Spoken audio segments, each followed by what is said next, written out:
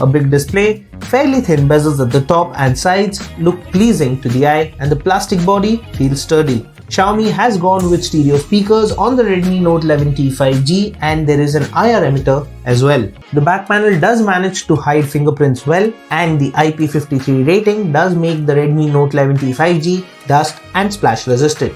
The big 6.6-inch LCD display sports a full HD Plus resolution, a 90Hz refresh rate, and Corning Gorilla Glass 3 for protection. The refresh rate changes dynamically between 50Hz, 60Hz, and 90Hz based on the content on the screen. It's a crisp display and does get bright enough when outdoors. There are different display modes such as vivid, saturated, and standard to choose from, and you can also tweak the color temperature of this panel. The highlight of the Redmi Note 11T 5G is its MediaTek Dimensity 810 SoC. Xiaomi has also added a memory extension feature which claims to use up to 3GB of storage space as additional RAM.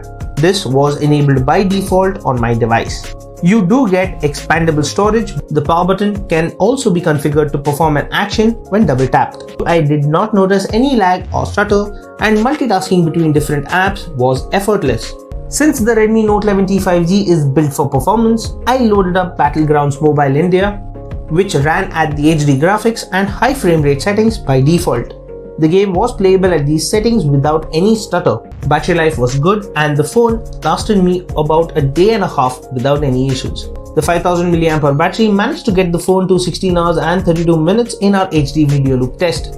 The refresh rate was set to 90Hz during this test. The charging with the supplied 33W fast charger was quick. The phone got to 56% in 30 minutes and to 97% in an hour.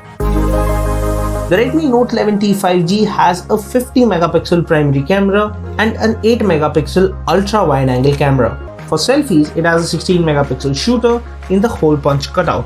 The Redmi Note 11T 5G was quick to lock focus and set the exposure correctly. Daylight shots look good as is. The ultra wide angle camera helps capture a wider field of view. You can take shots with the primary camera at its full 50MP resolution. Close-up shots fared better. There's a soft blur to the background, even without portrait mode.